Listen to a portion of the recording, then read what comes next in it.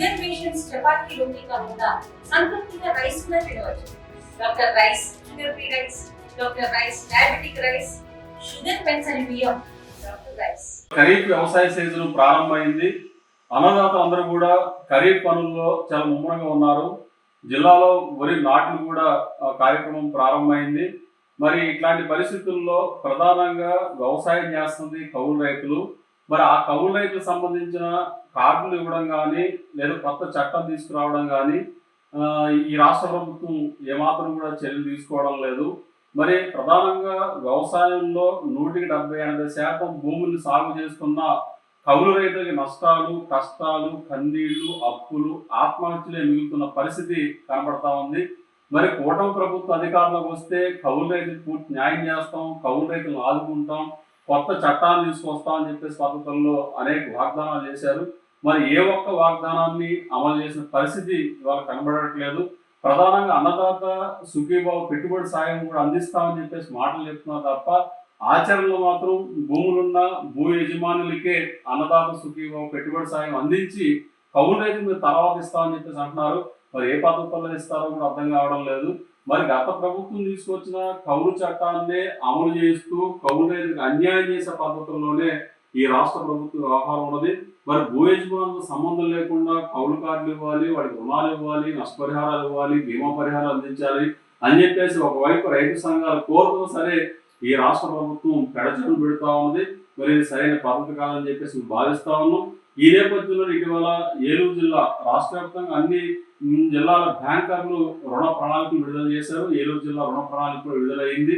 మరి రుణ ప్రణాళికలో కౌలు రైతులకు నిర్దిష్టమైన కేటాయింపులు లేకుండా కౌలు రైతులు రుణాలు ఇవ్వాలని చెప్పేసే పద్ధతుల్లో జిల్లా కలెక్టర్ గారు బ్యాంకర్లు చెప్పినంత మాత్రం కౌలు రైతులు రుణాలు అనే పరిస్థితి కనిపించడం లేదు. కాబట్టి ఈ జిల్లాలో పంటలు సాగు చేస్తున్న కౌలు రైతులకి పంట రుణాలు అందించేలాగా రుణ ప్రణాళికలో కనీసంగా 2,000 కోట్ల రూపాయలు కౌలు రైతులకు ప్రత్యేకంగా కేటాయించి ఆ రకంగా కౌలు రైతులకి ఈ ఖరీఫ్ సీజన్ లో పంట రుణాలు అందించాలని చెప్పేసి మేము ఆంధ్రప్రదేశ్ రైతు సంఘం తరఫున కోరుతా ఉన్నాం. కాబట్టి ఎప్పటికైనా కొత్త చట్టం తీసుకురావడం, కౌలు రైతులు కార్డులు ఇవ్వడం, రుణాలు ఇవ్వడం అనే ప్రక్రియని రాష్ట్ర ప్రభుత్వం ప్రారంభించాలి.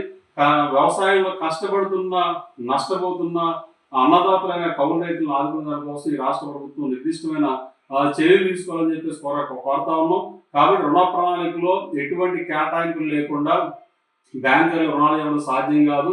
ఎందుకంటే ఆల్రెడీ భూ యజమానులు రుణాలు తీసి ప్రాపర్టీస్ తీసేసుకున్న తర్వాత మరి ఆ ఛార్జ్ వన్ ఫార్మర్ 1 ఛార్జ్ అని పెట్టి 1 సర్వే నెంబర్ 1 ఛార్జ్ అని పెట్టి ఆ రకంగా యజమానులకు రుణాలు ఇచ్చిన తర్వాత కౌలు రైతులకు బ్యాంకులు రుణాలు ఇవ్వడం లేదు, మొండి చేసి చూపిస్తా ఉన్నారు.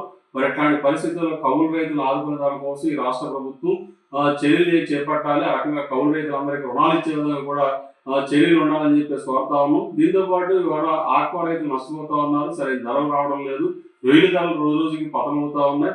మరి ఈ పరిస్థితుల్లో ఆక్వా రైతులను ఆదుకునే దానికోసం కూడా చర్యలు తీసుకోవాలి. వర్జీనియా పొగాకు రైతులను ఆదుకునే కోసం చర్యలు తీసుకోవాలి. మరోవైపు ఆయిల్ పామ్ ధర కూడా దిగుమతి సుంకం తగ్గించేయడం వల్ల, కేంద్రం తగ్గించేయడం వల్ల ఆయిల్ పామ్ ధరలు కూడా పడిపోతా ఉన్నాయి. మరి ఆయిల్ పామ్ రైతుల్ని, ఆక్వా రైతుల్ని, పొగాకు రైతుల్ని, నిమ్మ రైతులు ప్రధానంగా ఇవాళ నిమ్మ రైతుల కన్నీటి చెమ్మ వస్తా ఉన్నది. ఇవాళ కిలో నిమ్మకాయలు 3 రూపాయలు, 4 రూపాయలు రైతు చేతికి వచ్చే పరిస్థితి కనబడతా ఉంది. మరి నిమ్మ రైతులు కూడా ప్రత్యేకంగా ఆదుకోవాలి. ధరల స్థిరీకరణ పథకం మొత్తం చేయాలని చెప్పేసి ఈ సందర్భంగా కోరుతా ఉన్నాం. తెలుగులో న్యూస్ కి ఫాస్టెస్ట్ యాప్ ఇప్పుడు టోటల్లీ న్యూ అవతార్లో జస్ట్ 5 సెకండ్స్ లో కంప్లీట్ న్యూస్.